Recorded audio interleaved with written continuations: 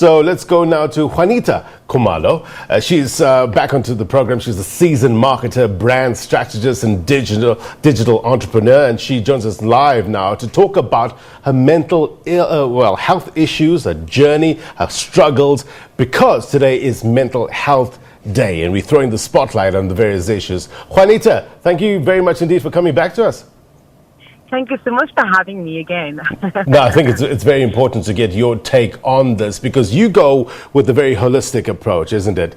Talk to us, though, first about your story and your mental health battles. So, like I said, my mental health journey started in 2018, actually, and I was at a point in my life where I was highly overweight, gained a lot of weight through emotional eating. A lot of people tend to self-medicate with food, and that's what I did. And I just could not recognize the woman looking in the mirror. And I embarked on a fitness journey to eat well, to exercise more frequently. And fast forward 1 year later, I had lost a tremendous amount of weight. And to everybody outside, I looked extremely happy. I had one of the most amazing jobs. I traveled quite a lot. But people did not know that it was actually at the peak of my career and at me looking my best physically that I actually was diagnosed with clinical depression, anxiety, and insomnia. And this was, of course, combined with a burnout. And I feel like for me, I felt like my social media platforms did not 100% represent my true life. And I felt a great responsibility to be very, very honest and transparent. Also because so many young women followed me. And it was in that manner that I started sharing my struggles with mental illness. I was diagnosed with clinical depression, anxiety, and insomnia, and I was put off work for about 2 weeks. And the problem is that, for me, I did it because there is so much stigma associated with mental illness. Never mind the fact that so many young people are dying in the corporate world, mainly because if you declare that you have mental illness, then you're gonna get questioned as to whether you can handle pressure, whether you can handle promotion. So basically, there's just so much negativity surrounding it, and I felt that, like, you know what? Mental illness does not have a face. And if it did have a face, I know for a fact that more people would not put it next to my face. So I felt a greater responsibility to start sharing and actually adopting a holistic approach to wellness, which entails looking not just after your physical well-being, but after your mental well-being, emotional well-being, and spiritual well-being. And fast forward 2020, right now, I've been on, anxiety medication, I've been on antidepressants, I've done therapy, and I've done the necessary work to actually try and make sure that I am the better or the best version of myself at the moment.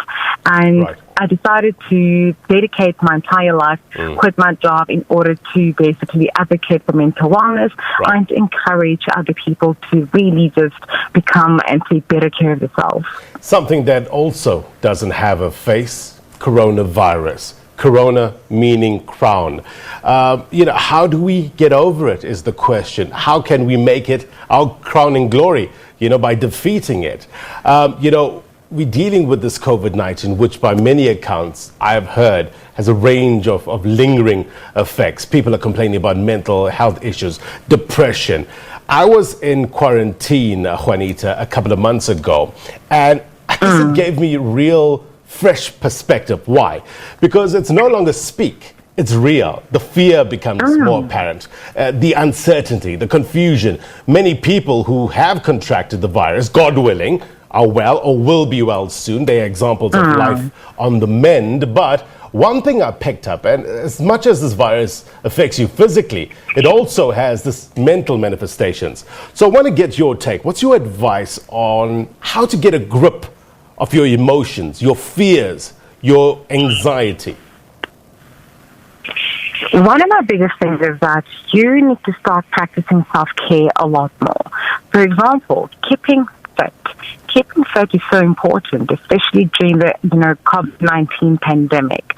Not only is is physical activity good for your body, of course we know that it fights off diseases, it makes you stronger, you are fitter, but it also strengthens your immune system. And that is a very, very big part of it.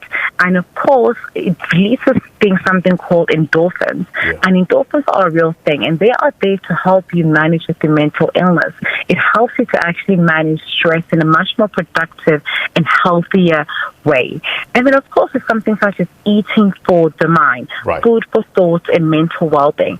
It's very important for us to share that, like, in the pandemic, like I said, a strong immune system is important, but eating for your mental well-being is so key, because it's so easy to actually, have developmental illness, especially people have lost lives, people have lost jobs, family members, and have not been the most, pleasant experience for most people.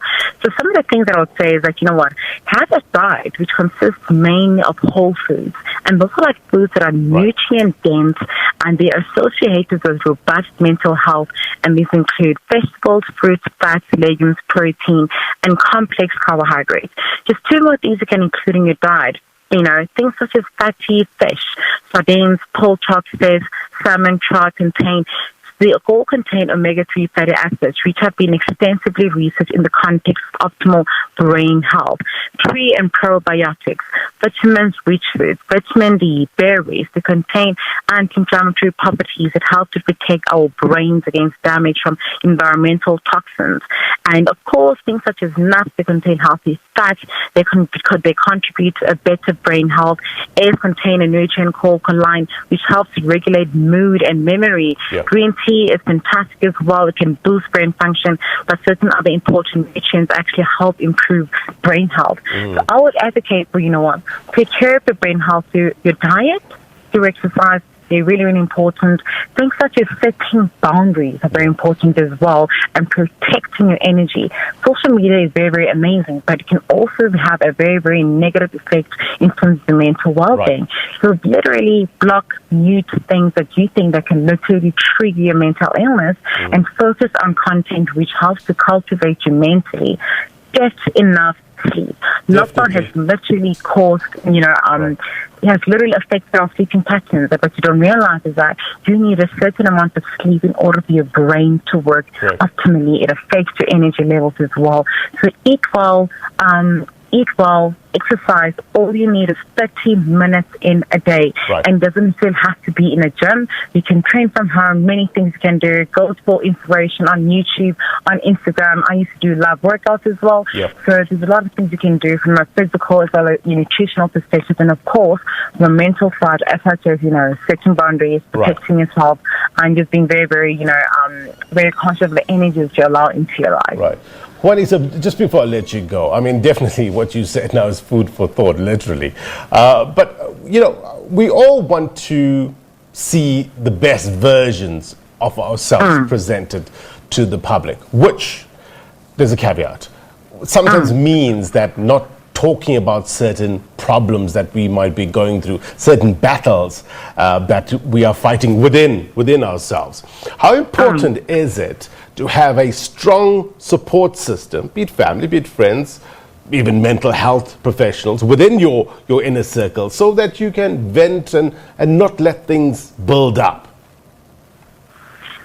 It's so important to have a very, very strong support system, because, for example, one of the main symptoms of depression, for example, is isolating yourself. And when you start isolating yourself, that's when you're probably going to go on a downward spiral.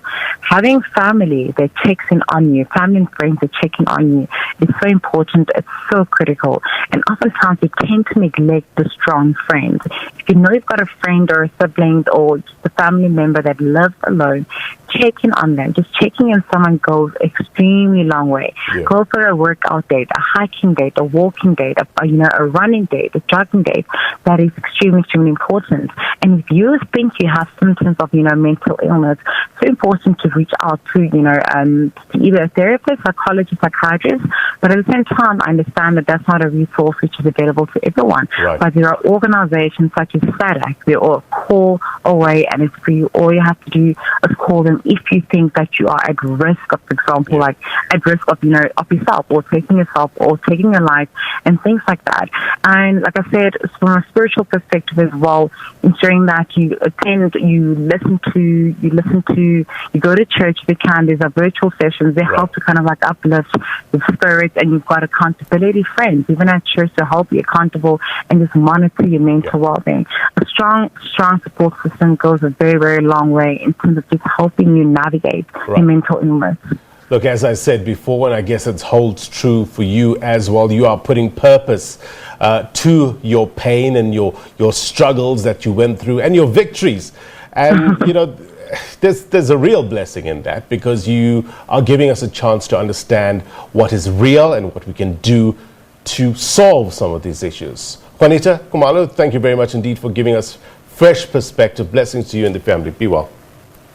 Thank you so much for having me, and have a wonderful day further, and take care of yourself. All right, there we go. Juanita Khumalo, they're giving us her take with regard to this holistic approach to mental health. Well, the World Health Organization, DG, Dr. Tedros Ghebreyesus,